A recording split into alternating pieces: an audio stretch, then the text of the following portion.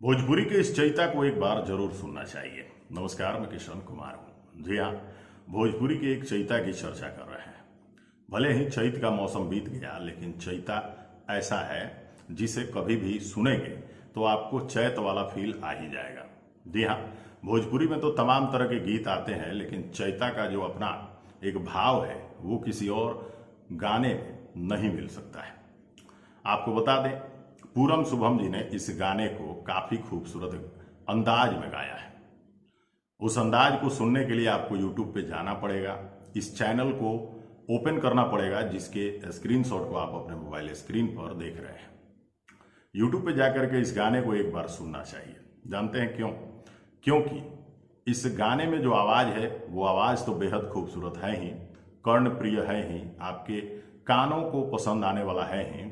साथ ही साथ इस गाने की जो लेखनी हुई है, भाई साहब, भाटपार निवासी बेहद ही शानदार कवि बजरंगी राय जी ने इस गाने को काफी अच्छे ढंग से लिखा है और एक एक शब्द में विरह रस झलक रहा है। आपको बता दें कि चैता में अगर विरह रस को जोड़ दिया गया है तो फ्लेवर क्या कुछ बना होगा। इस गाने को वीडियो एल्बम के रूप में फिल्माने के लिए डायरेक्टर साहब ने भी खूब मेहनत की है और गाने में कर्ण प्रिय म्यूजिक देने के लिए म्यूजिक डायरेक्टर ने भी कोई कसर नहीं छोड़ी है। गाने को जब आप सुनेंगे तो आपको लगेगा कि कोई शानदार भोजपुरी का साफ सुथरा और अच्छा गाना सुन रहे हैं। इस चैता को सुनने के बाद आपको लगेगा कि भोजपुरी ऐसी होनी चाहिए। इस गाने की गायिका, म्यूजिक टीम, लेखक और वीडियो एल्बम के डायरेक्टर साहब को बहुत सारी बधाई, जिन्होंने भोजपुरी में एक अच्छा एल्बम पब्लिक के बीच में परोसने का काम किया है। इस गाने को जानते हैं क्यों सुनना चाहिए?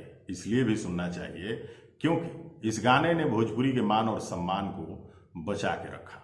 इस गाने ने भोजपुरी की मर्यादा पे दाग नहीं लगने दिया और पूरी टीम ने मिल करके भोजपुरी का मान और सम्मान बढ़ाया है।